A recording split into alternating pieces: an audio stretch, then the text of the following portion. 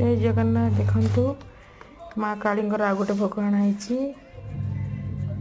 खट्टा बैगण बेसर, यहाँ मूला खट्टा, यहाँ घांट तरकारी, यहाँ मिक्स वेज, दही नड़िया, कदली, डाली, रसावली, यहाँ गोटे अन्न मुआ काकरा पुली गोटे भजा और भितर अन्न। आज पुणी माँ दयारू आ गोटे भोग आसला, पहली भोग।